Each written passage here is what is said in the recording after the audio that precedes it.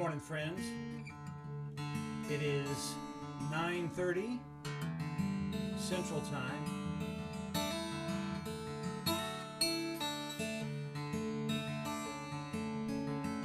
This is time for Coffee on the Porch with Eric.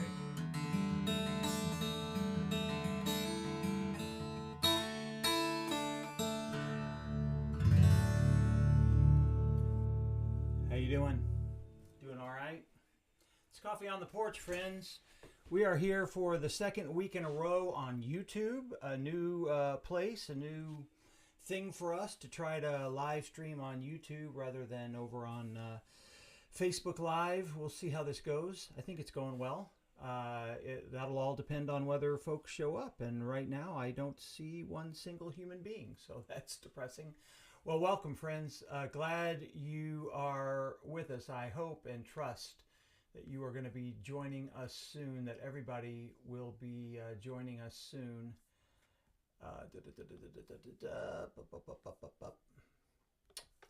Let me just see. This is a live stream. Hey, good morning. Here you come. Good morning, Robert Berger. Let me make the comments bigger for me. There we are. Good morning. You just found the comments. Well, good. Glad you found it. Good morning, Robert. Good morning, Susan. Good morning, at least to you two. We have two people here on YouTube. We've been used to a lot bigger crowds than that, but this is Coffee on the Porch. It's a Tuesday morning live stream that I normally do from my porch. Hang on.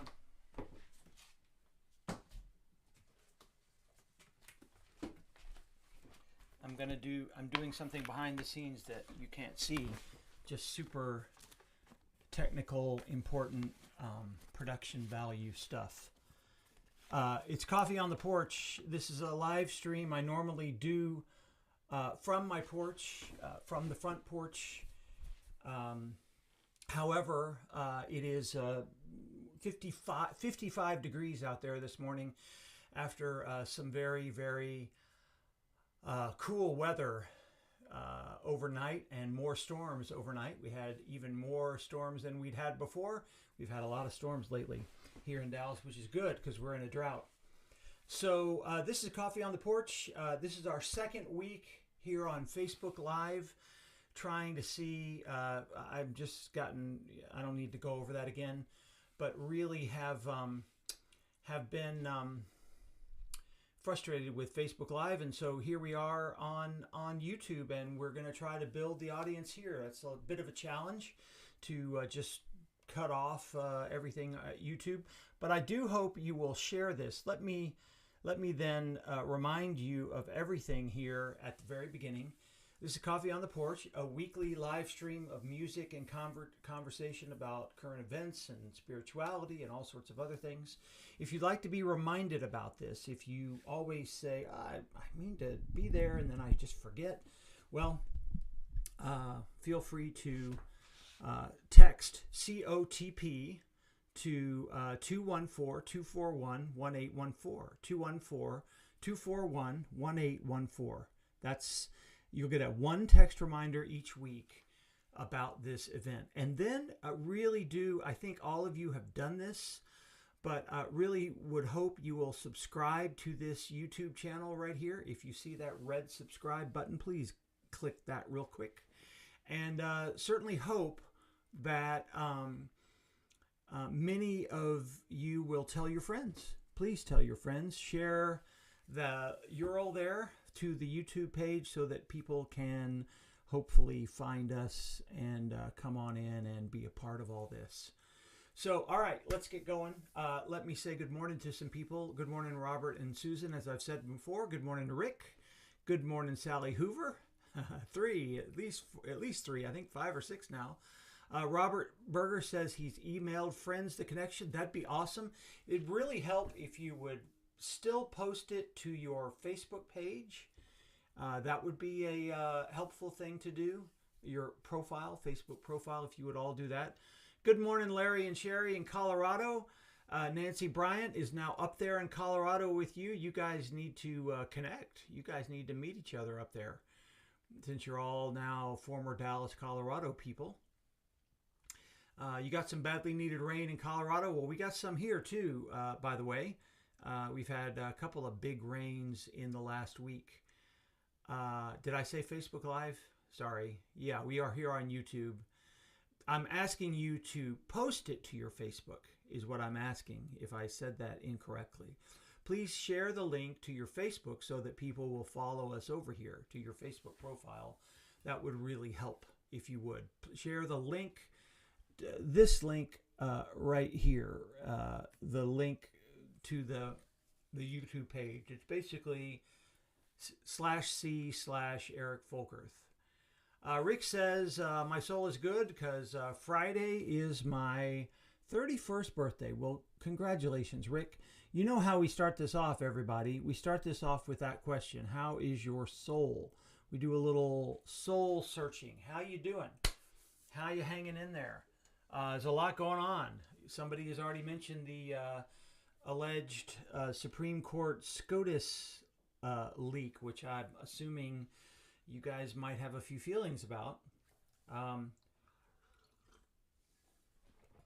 I've already got a big cup this morning, but let me pour a little more. Top it off a bit. Coffee on the porch with Eric. This is the coffee. It's not the porch because it's 55 degrees. Too cold for the fingers. I can't believe it's May and it's still 55 degrees. That's just weird. It's creepy. It's creepy is what it is. Breathe in. Breathe out.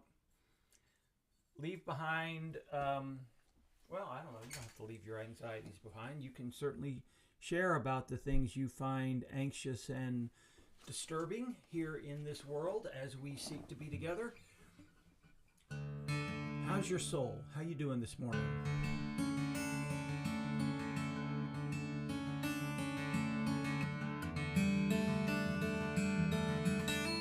Write some comments.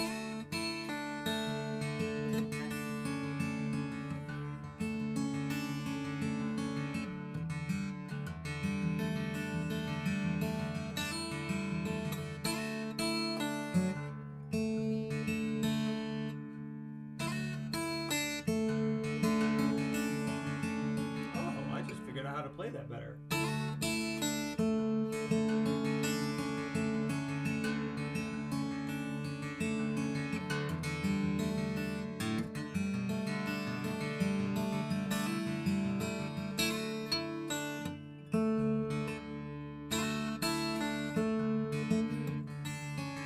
I've got a song that I wrote this year that I still kind of working out how to play on acoustic guitar. How's your soul? Leave us a comment.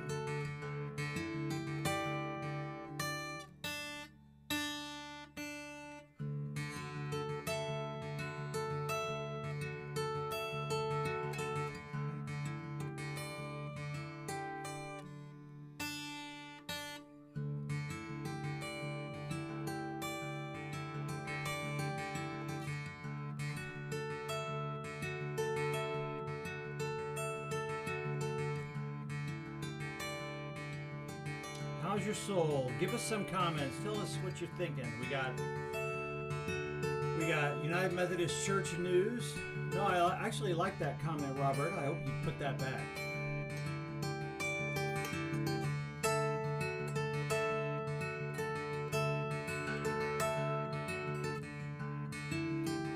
We got Supreme Court news. We got United Methodist Church denominational news. Lots to talk about if you want to. 3 songs coming up. But first off, how are you?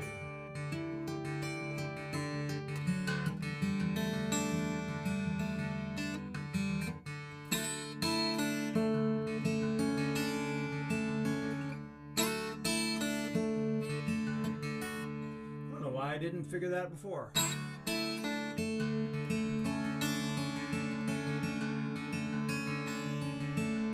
I'm talking to myself.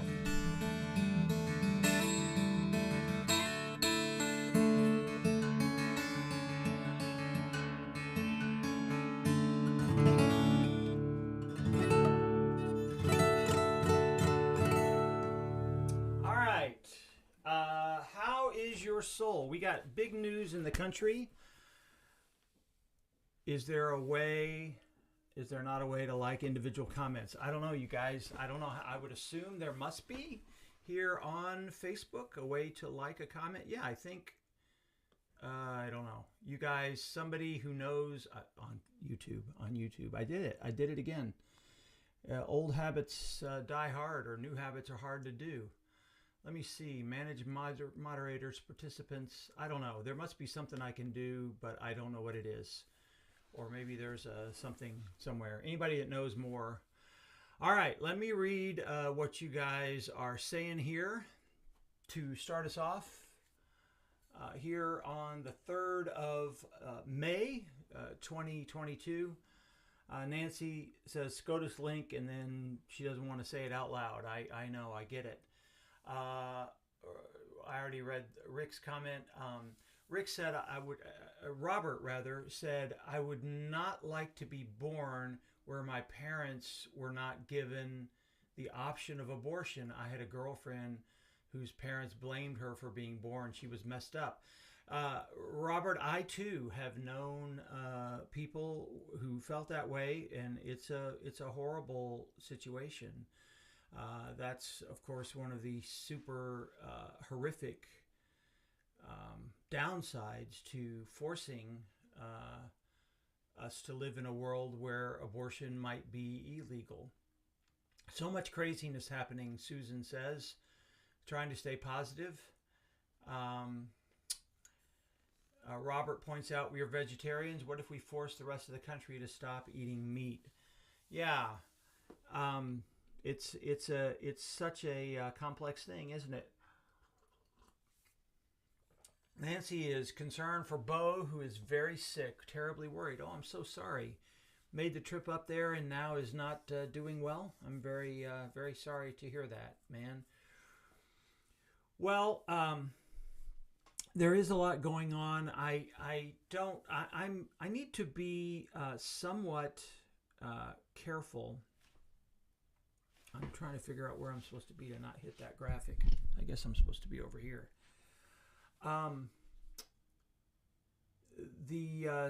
There's a leak allegedly this morning from the Supreme Court, and allegedly is indicating that they are going to turn over Roe v. Wade. That's been the law of the land for more than 50 years.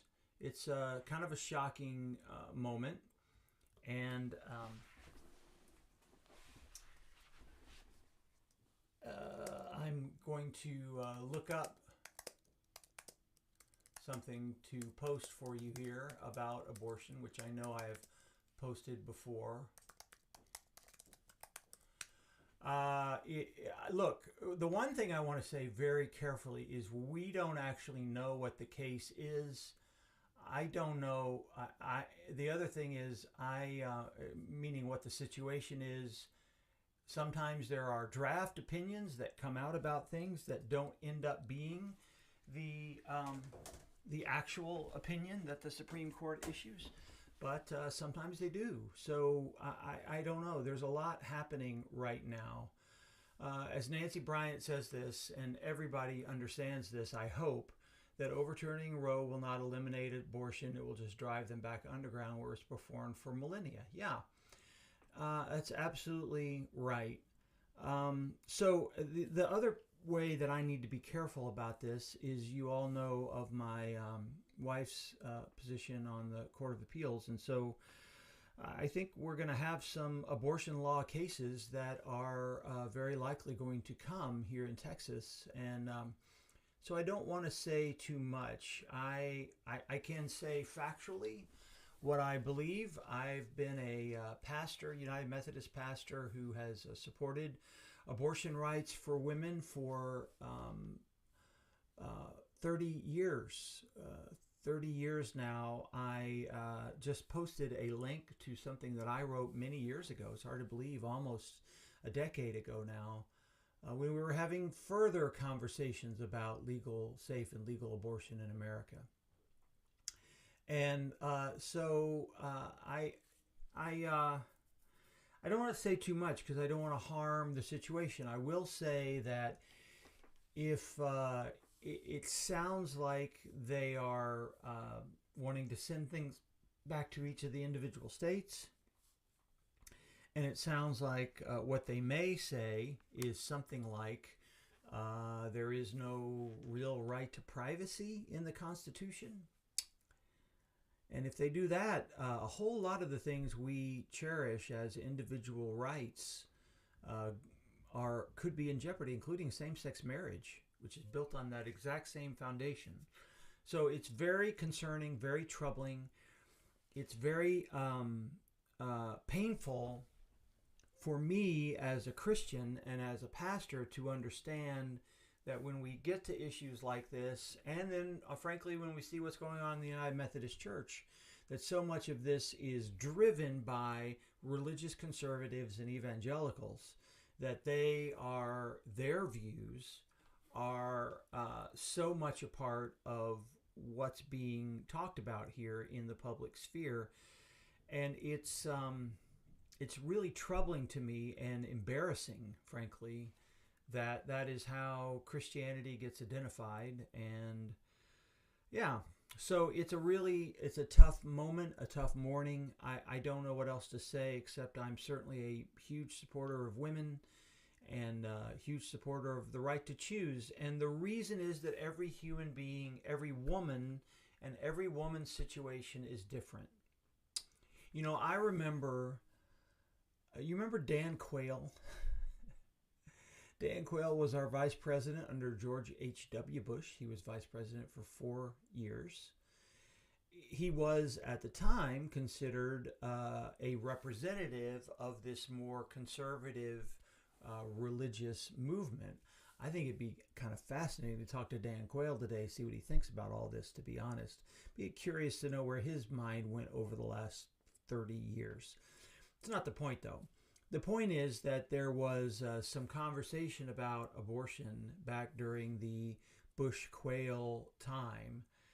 And I remember very specifically that he was asked about the right to choose, and he said he didn't believe in the right to choose. He said, and so then the reporter followed up with a question and said, well, what about if your daughters got pregnant? And he said, and I'm not making this up, he said, well, that would really be their decision.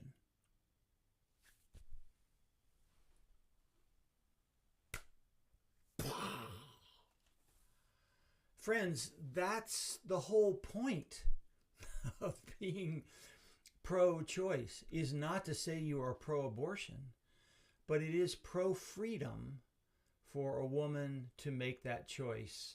As Susan Baxley says here, as an OB nurse, women who decide to have an abortion do not take the decision lightly. Susan knows this from experience.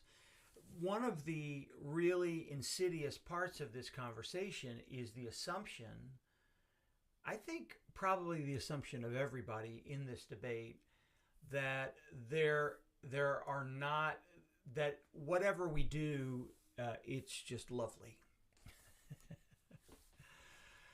That if we were to get rid of abortion somehow, that kumbaya to all these children and their families. Well, of course, you know that's a fantasy. You know that is.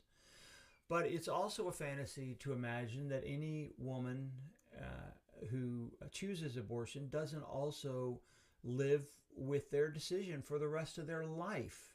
They still might believe that it's the right decision or was the right decision at the time. But it needs to be an option that's out there. And I'll just remind us of this again. Abortion happens in nature. We call it miscarriage. But it's spontaneous abortion is what a miscarriage is.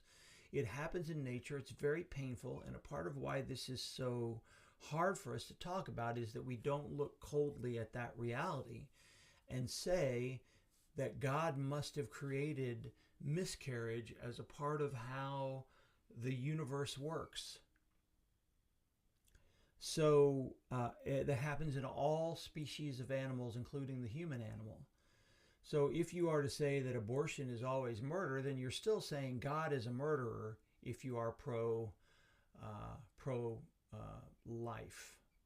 So I just it's really, really frustrating. As Robert says, this is a problem for all religious faiths. It really is. Good morning, Linda Waring. I think I missed saying hello to you. Good morning, Mike Workman. Mike says you cannot like a comment in a live chat. Well, that sucks. That seems wrong. Well, then just agree with each other, I guess, about things.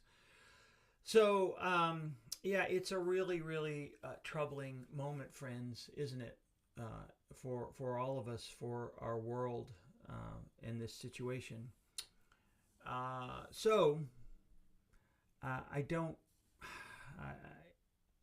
I'm a little bumfuddled because I don't want to over speak about this today, but I don't want to acknowledge I don't want to miss acknowledging what is obviously a very, very difficult moment for women, for supporters of women. It's really troubling, really, really troubling. Let's just see what happens. It's whatever the decision is, it's probably another month that we're going to get to debate this back and forth.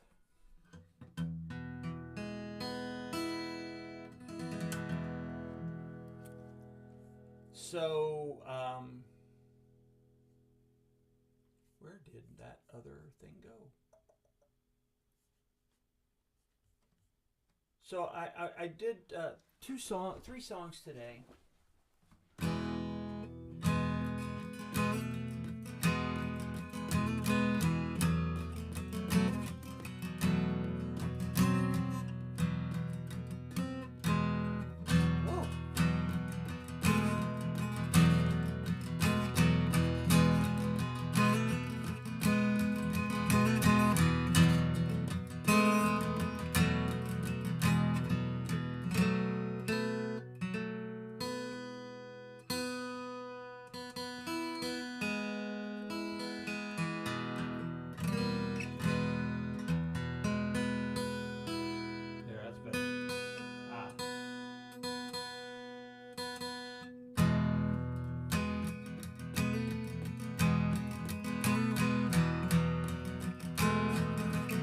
Say how I was, did I? I'm doing okay. It's tough. I got to be honest. Things are challenging for me right now. I did go to a baseball game last week, which is supposed to be a pretty beautiful, lovely thing.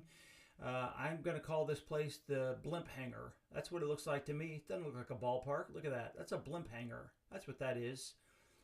It's disappointing. Very, very disappointing. If you liked the ballpark in Arlington, I don't think you're going to like this stadium. And I certainly didn't. And the food sucked. It was truly horrible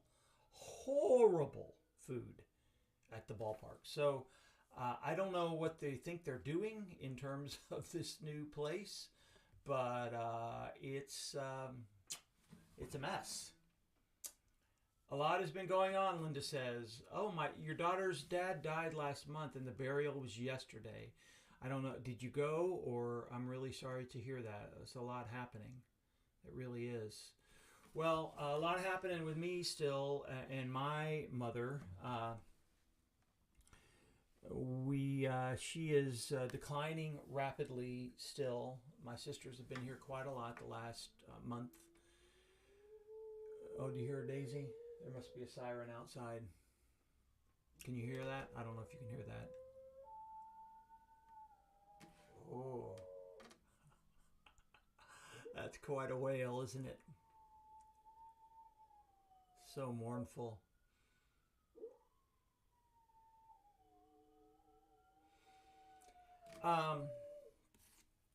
Anyway, Mom continues to decline. She's very close to bedridden at this point, and it's hard. It's really, really hard. That's all I'll say.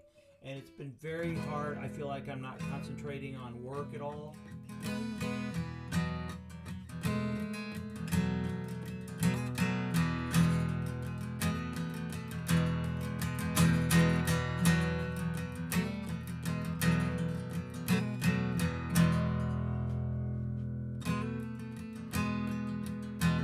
Nancy? I have no idea. The only thing you can figure is the new boxes. They now have 2 levels of boxes, down at the field level and up high. That's and the roof. By the way, somebody told me the ball. This is going to make you mad. The ballpark in Arlington was built with these 4-corner pillars so that they could come back in and put a roof on it later. It was built that way, friends. I don't even know what to do with that news. Anyway, makes it even worse.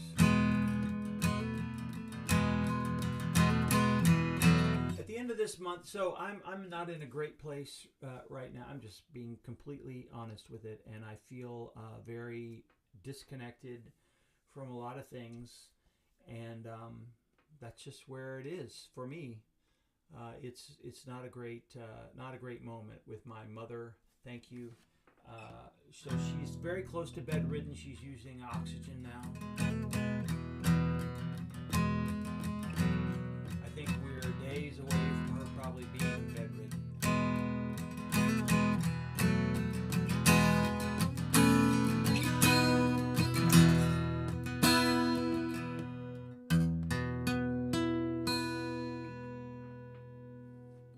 That still doesn't sound right.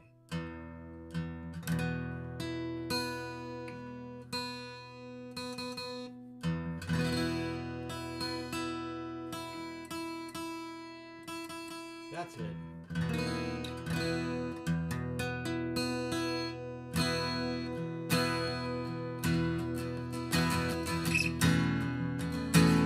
All right. Let me just play some songs that I wrote.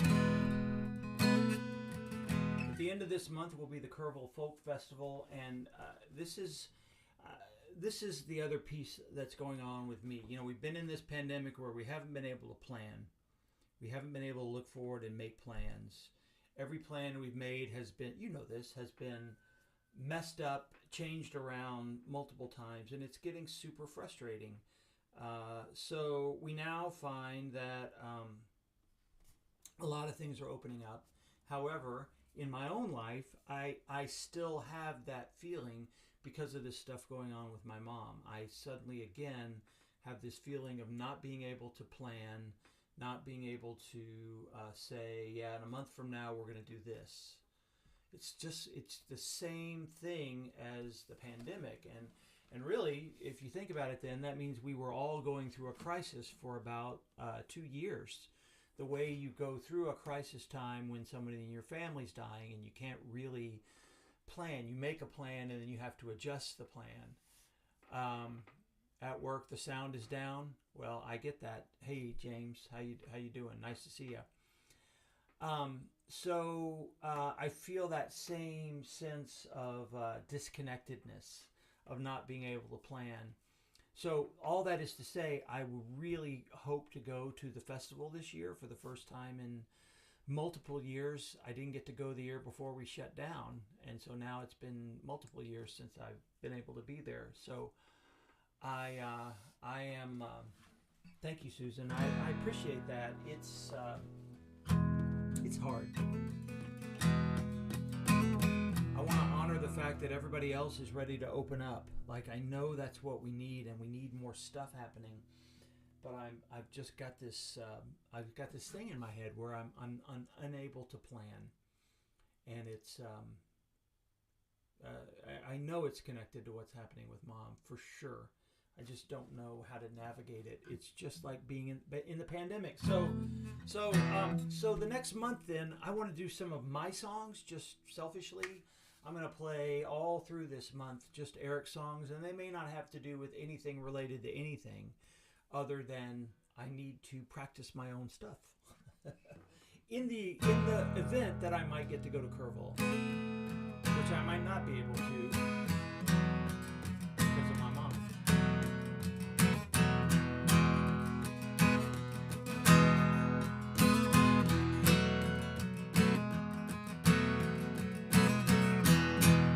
So you remember at the beginning of the pandemic when we thought Zoom was fun? when sheltering in place was still a novelty. March 2022. Literally about 2 calendar years from this day right here. So I want to do pandemic-inspired songs to start us off and remind us where we've been. This was a song of hope that I dashed off at the beginning of the pandemic.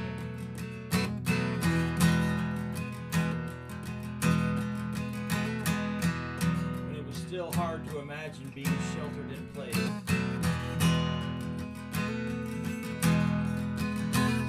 Remember the words from Ecclesiastes.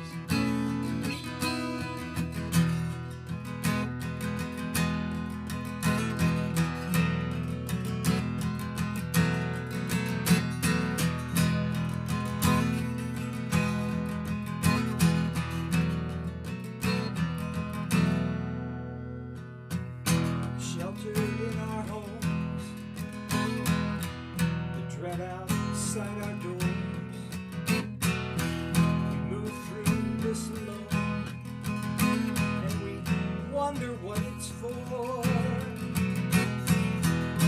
1,000 voices speak and echo in our ears, and that talking heads they shriek. Fill us with their fear, but there's time to embrace and time to refrain. There's the loneliest place that always knows your name, but there are hands still reaching out and the voice still calling you. There's faith inside the doubt and a hope to pull you through.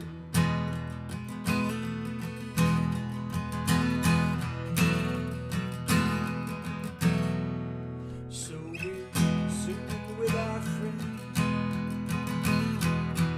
It's all that we can do. Though we need a little skin, the Spirit pulls us through.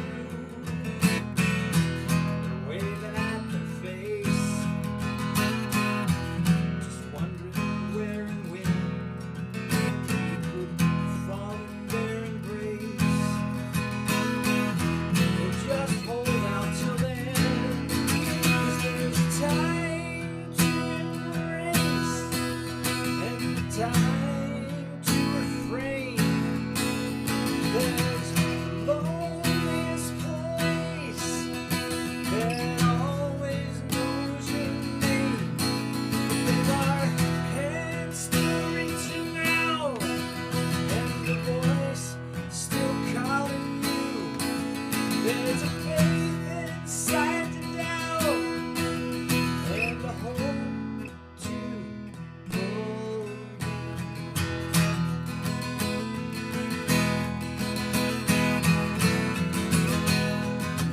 One more time, there's a time to replace and the time to free. There's the loneliest place that always knows your name, but there are hands still reaching out and the voice still calling you. There's faith inside the doubt and the hope to pull you through.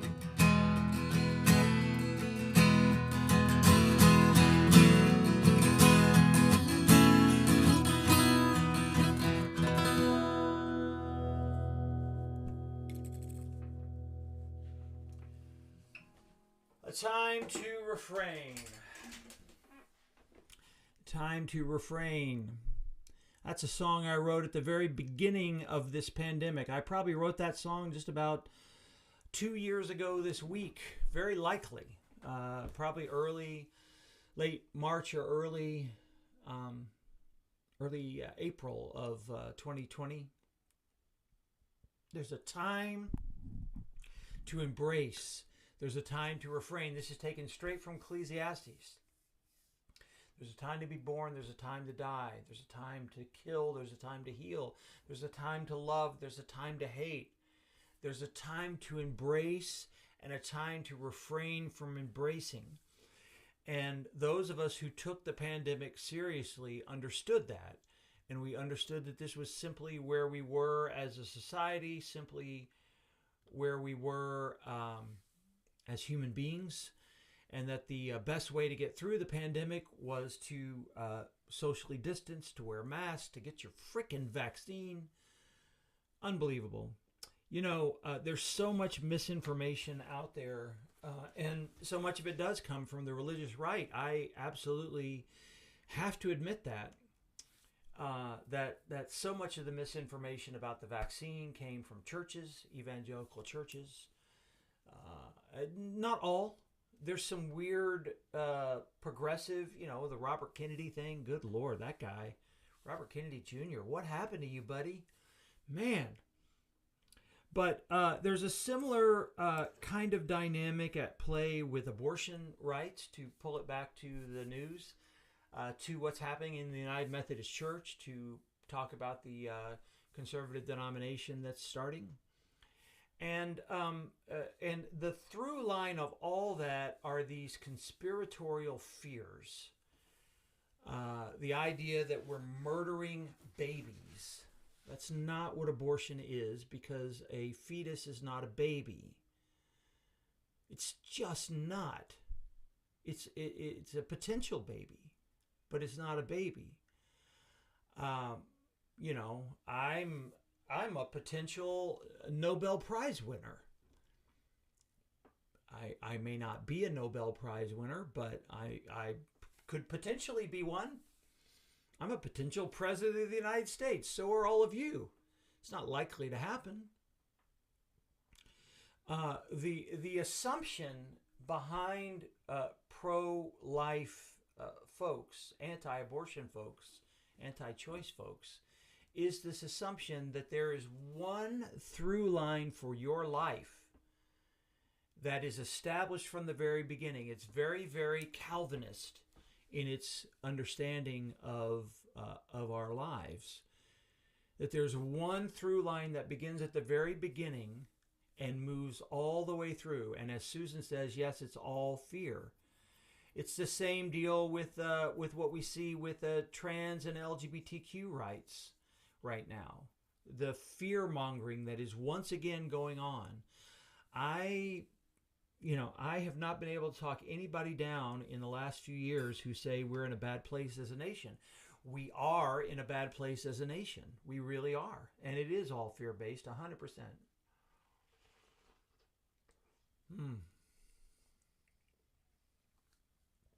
Green drink, Breakfast of Champions.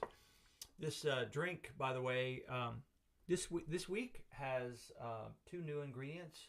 Has a little parsley, which it's supposed to have, that I always forget to buy. It has nopales, cactus, raw cactus in here too. Because why not? It's another green vegetable.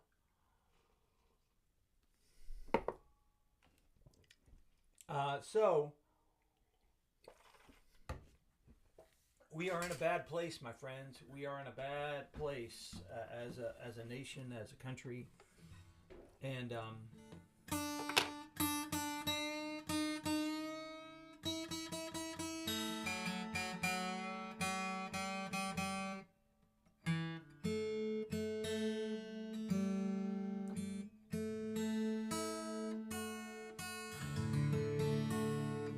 wow, not bad. Okay, we are in a relatively bad place.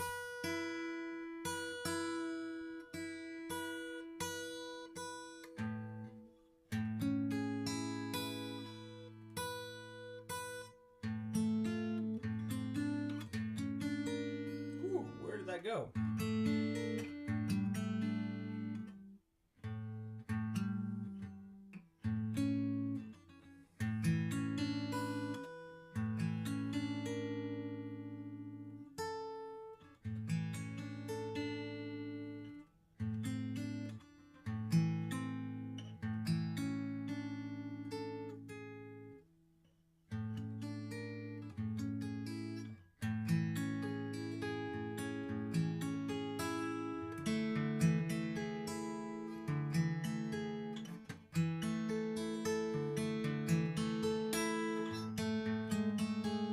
remember I told you I needed to do my songs so I could remember them?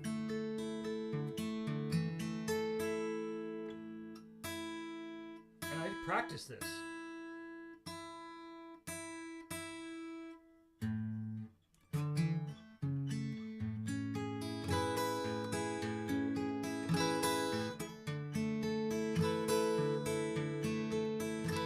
Dana says, where does all this fear and hatred come from? Dana, it's a great question. I tend to believe that it is very deep. Maybe you've heard me say this before, maybe you haven't. That it's very deep in our most primal human nature. I love brain science, and I love what brain science is teaching us about what it means to be human. And unfortunately, some of what they're teaching us is that we have a very lizard brain defensive fear mechanism, which kept us safe in the jungle. 100% it did. Kept us safe in the desert, kept us safe in the mountains. My tribe, and I'm not too sure about those people over there. So that fear response of the other, of those who are different, that control of my tribe so that we will survive, so that my people will survive, it's very primal. Very, very primal. And I think it goes back eons in human history. And so, in my opinion, I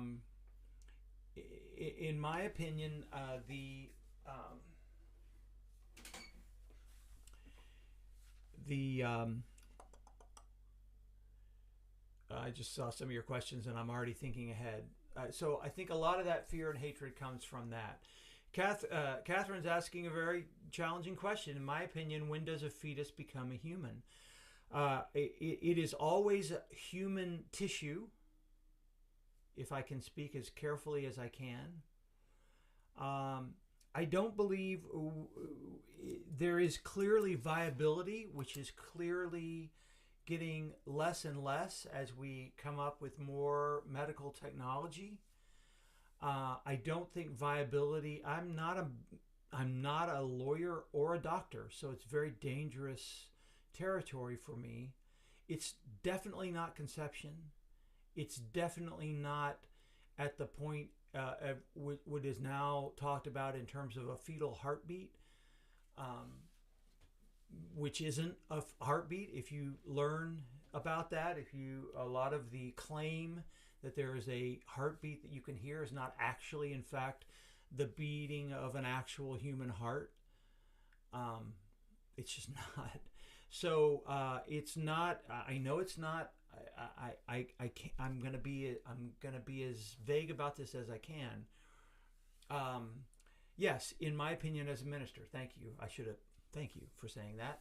So it's 100% not birth, not conception, and it's 100% not where they allege the fetal heartbeat is now, which is this pushing of it earlier and earlier in terms of viability. The claim that a fetus is viable at that point is just not true for the most part, as I'm doing some reading. Viability is much later than that, and I think we are asking similar questions about death. We can sustain life for people much longer than they are able to think and love and enjoy their lives. But is that a good idea? And we can sustain a fetus, and if it becomes a human being, that's lovely and wonderful, but we don't need to make the exception the case. The case. So yeah, Mike suggests that when an infant receives the breath of life after that spanking, there are some religious traditions that suggest that life begins at birth, or that much later. There are some cultures who believe that we're not really fully human as a little baby even. I don't know that I'd go that far. So I think there's some question over here, and there's question on both ends. I don't know. Part of the problem is that if you are going to be pro-choice,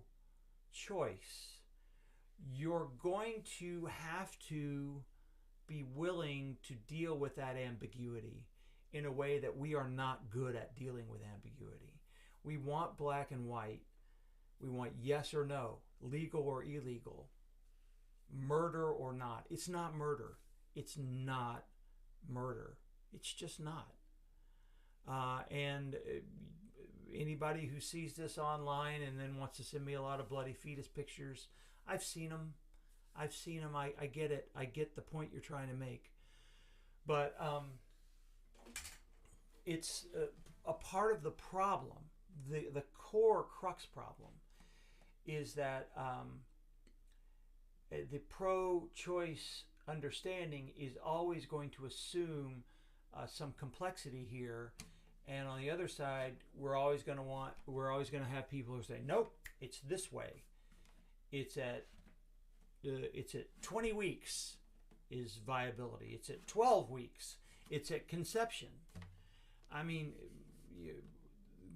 I guess the next step is going to be our sperms are sacred. I mean, Monty Python already made that joke, by the way, 20 years ago. It was sort of presaging the ridiculous implication of a lot of the pro-choice, pro-life rather arguments. So that was probably not a very satisfying answer for you, and it's very complex.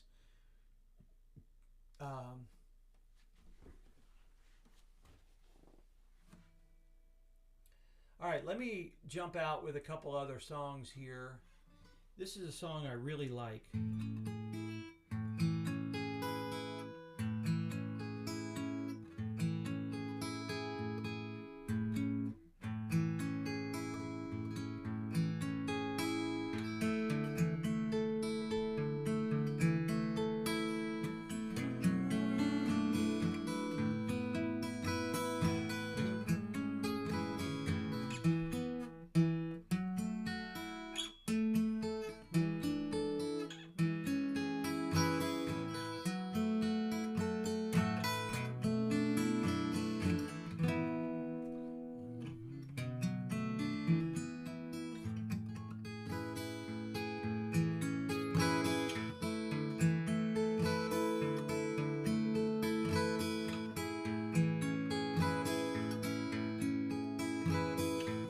Thank you, Sally. I will, let's just do two songs in a row here.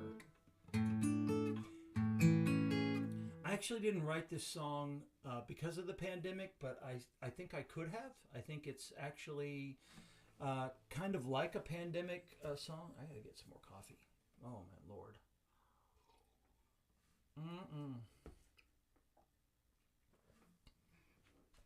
This could be a pandemic song. Maybe should have been. I wrote it right before the pandemic.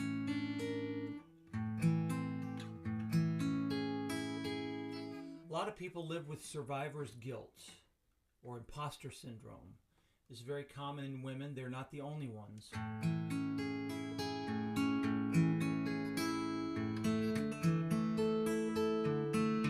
Yes, of course males have responsibility.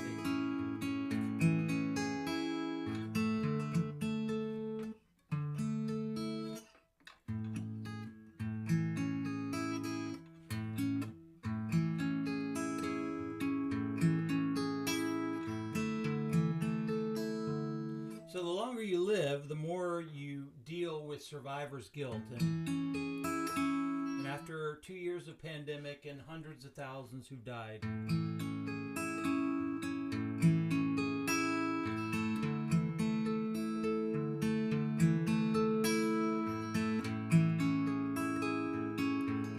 this is a song that maybe all of us can understand.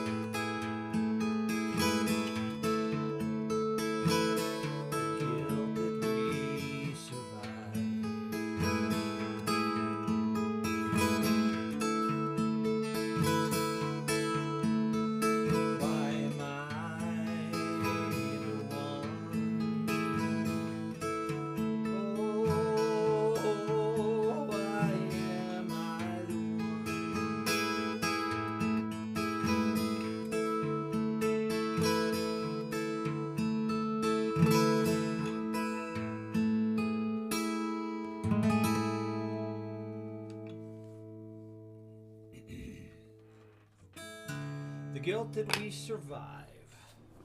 You know, I tend to believe, I know we're talking about very, very sensitive issues. The other reason that abortion is such a challenging issue for us is that it really does get at some very personal experiences.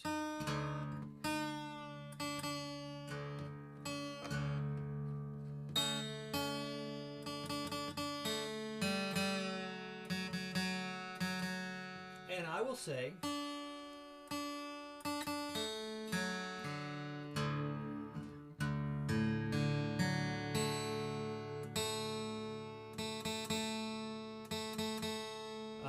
Catherine, I'm very, very sorry about your experience. That's truly heartbreaking. I'm seeing that comment now.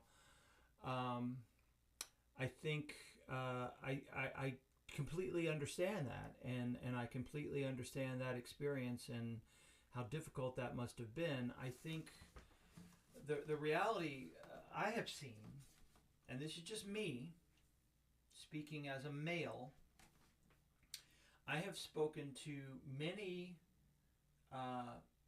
other men who were with a young lover who had an abortion, and those men feel a great sense of regret about the abortion, a guilt, if you will, as I just sang in the song, a guilt, and they find that guilt overwhelming.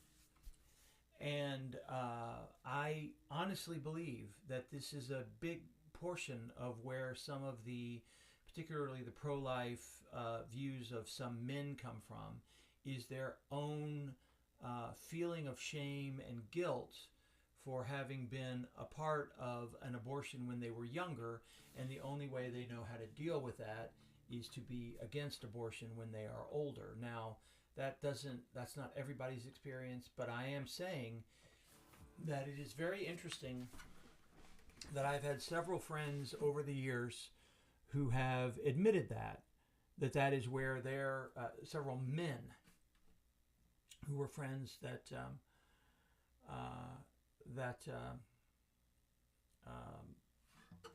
where their pro-life, anti-abortion. Yeah, I think the other thing is I am pro-life. I 100% pro-life. Again, this is the problem. The problem is the black and white dualistic way of looking at this stuff.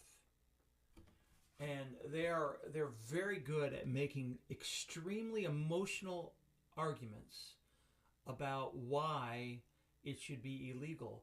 By the way, we get those same overly emotional arguments about end-of-life care. 100% we do.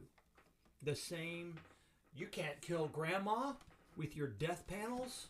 Remember the death panels? They're going to kill grandma. Oh, my Lord. Same thing. It's much easier to much easier to just say it's this way or it's that way. Now, that's not entirely. It's much easier as the leader, as a pastor, as a legislator, to just have a black and white, good or bad way, rather than to admit these are spiritual, biological, family issues. And yeah, 100%, Robert. It is ironic. So they're very, very challenging. I would say that I'm actually pro-life. I'm not pro-abortion. I don't know anyone, literally don't know anybody who's pro-abortion except when they're angry. And I think we're going to get some people say this now, that they're pro-abortion. They're not. They're pro the choice, understanding that these choices are extremely complex, morally, ethically, spiritually. The argument that this is clear in Scripture is a lie. It's not any clearer than homosexuality, than being against homosexuality. And being against abortion and against homosexuality is based on the same very squishy moral reasoning. if you're using your Bible to get there. The Bible didn't understand modern medical technology, and it didn't understand human sexuality. Bible writers. No, of course they wouldn't have. No, Nancy, they wouldn't have. Nancy, you guys are talking about the male guilt thing. Robert said, never thought about that. Nancy said, do these men you speak of say they would have supported the mother throughout their pregnancy and the child throughout their life? I don't know. See, I don't think so, honestly. I think they're quite happy with their lives. I think what would be your point here, they're quite happy with their lives and where their lives have gone, and they think that they have beautiful families now, often with different women.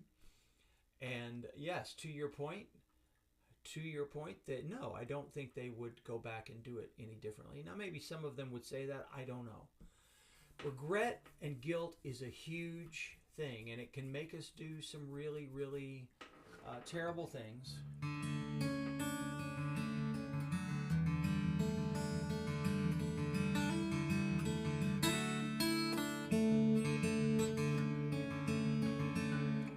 So let me do this song for you, friends. It's, oh my.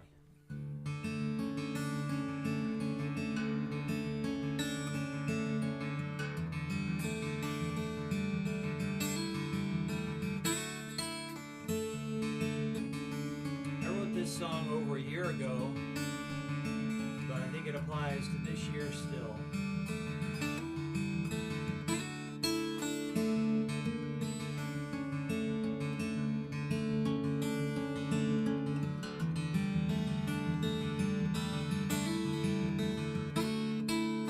Been a groundhog day of a year,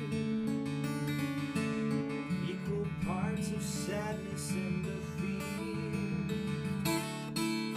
hobble toward a cold and bitter end, and you worry what the coming days pretend. But every day you just wake up, put a rock hammer to your stone. Though it rarely breaks up, each chip leaves you home. Just keep on breathing. Keep on seeking, keep believe this grieving.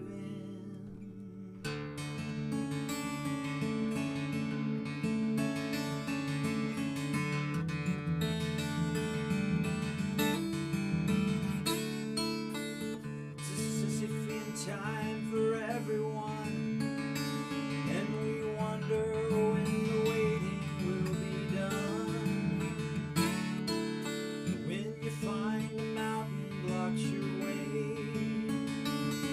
just take one small step every day. And every day just wake up, put a rock hammer to your stone.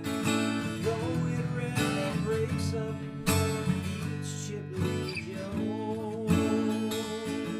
just keep on breathing,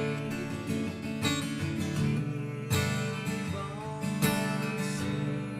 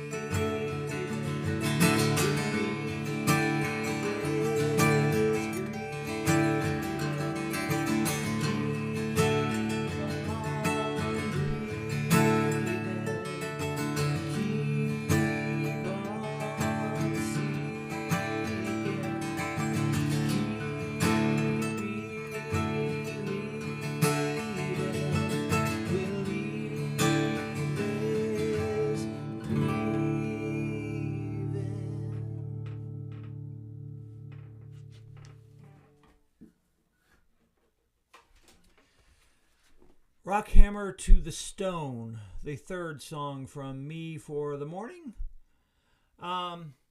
See what you're saying. Women's bodies, women's choice, Robert says. Nancy says, my problem with using the Bible is the ultimate source. It has a beginning and an end while the human race is ever evolving. Yeah, so again, the problem isn't the Bible. The problem is a literal interpretation of the Bible that fixes it in a particular time. It's very similar, analogously, to what conservative legal scholars want to do with the Constitution. They do the same thing that religious fundamentalists do with the Bible. They say the Bible is fixed, which it's not. The meaning of it is not fixed, in a similar way to the fact that the meaning of the Constitution is not fixed, but is conservative scholars of both the Bible and the Constitution say that these things are fixed and unchanging. Originalists. Religiously, they call themselves literalists. So, yeah, of course, that's your UU perspective. I think we can use the Bible. We just have to understand the Bible in a non-literal way. And the challenge and the problem comes with the literal interpretation, in my opinion. And it's the same problem that we are facing in the courts as well. Very similar, similar problem. Catherine says, keep on breathing, keep on seeking, keep believing. God is with us every step of the journey with his voice.